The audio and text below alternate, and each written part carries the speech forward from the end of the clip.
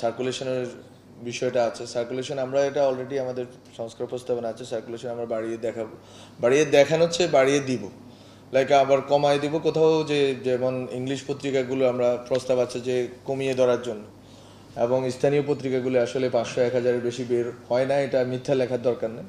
তো ওইটাই আমরা আসলে চাচ্ছি যে আসলে এই জিনিসগুলো সবগুলো বারগুলো রিসাপল করা। এই জিনিসগুলো তাদের দিক থেকেই আছে। তো মালিক পক্ষ এবং সাংবাদিক পক্ষ দুইজনেরই এক ধরনের কনসেনসাস ছাড়া আমি আসলে তো এগোতে পারবো না।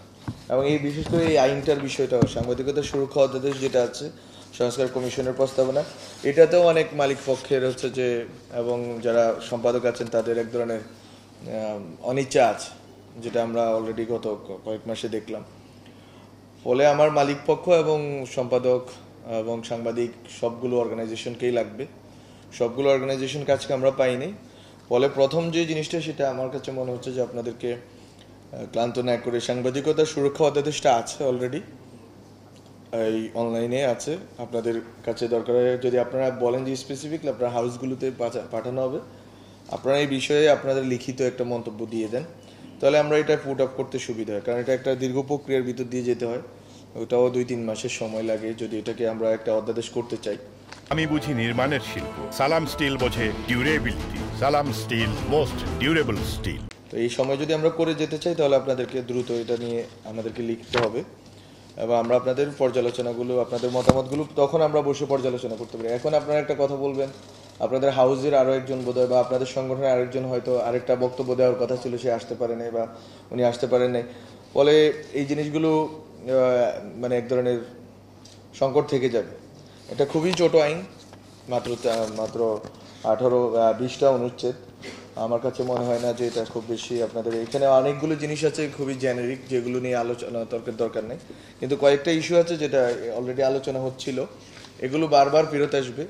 এবং এই পরিধিগুলো ঠিক করা, যেমন সাংবাদিক কাকে বলে, এখানে একটা ওয়াইড একটা সংজ্ঞা দেওয়া আছে, একটা ব্রডার সংজ্ঞা দেওয়া আছে, কিন্তু ওই সংজ্ঞাটা আসলে কি আমরা নিব কিনা, বা আপনারাই নেবেন কিনা, আপনারা সাংবাদিক হিসাবে নেবেন কিনা, এটা তো আমাদেরকে দেখতে হবে।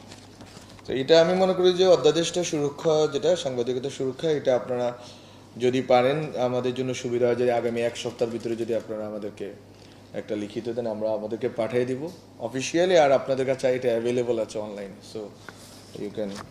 না আমাদের, হ্যাঁ আমরা আর কি আজকে শুরু করি। আমরা তো আগে অনেকবার বসছি, আলাদাভাবে নবাবের সাথে আমি বসছি।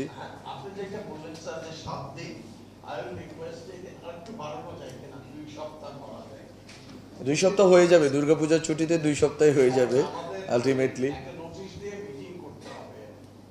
না, নোয়াবে তো একটা মিটিং করবেন, একটা তো হচ্ছে নোয়াবে, আর একটা হচ্ছে আমাদের প্রত্যেকটা হাউস থেকেও তো আমার লাগবে, বা যারা চাচ্ছেন। এখন তো এরকম, আমি তো এটা বাধ্যতামূলক না, আপনার যদি মতামত না থাকে আপনি দিবেন কেন, বাট মতামত পেলে যেটা হয় যে আমরা জেনে গেলাম যে এইটা আমরা করতে পারি অথবা করতে পারি না।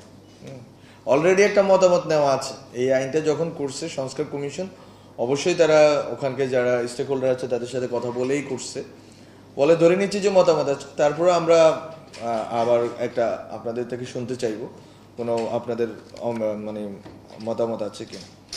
এখন যেটা বিষয় সেটা হচ্ছে যে এই মজুরি বোর্ডের বিষয়টা আসলে বাস্তব পরিস্থিতি একটু আমাদের জানা দরকার।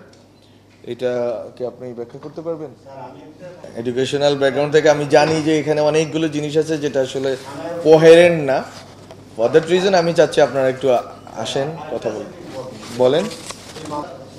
এই জন্যই তো লেজিসলেটিভে পাঠানো হচ্ছে, তারা মতামত দিক। আপনিও এটা আপনার অভিজ্ঞতা থেকে তো ধরতে পারছেন, এখানে আরো অনেকগুলো ইনকোহেরেন্স আছে। হ্যাঁ, সো এটা আমরা একটু ভেবেই করবো। সরল বিশ্বাস তো আছে, এগুলো অনেকগুলো জিনিস, এই বোনাফাইড এটা আসলে কতটুকু পরিধি বিস্তৃত হবে এটা আসলে আপনি ধরতে পারবেন না।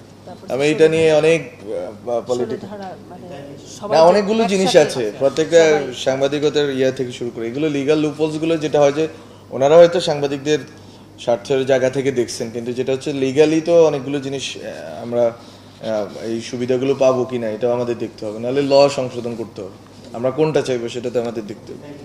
থ্যাংক ইউ আপনার মতামতটার জন্য।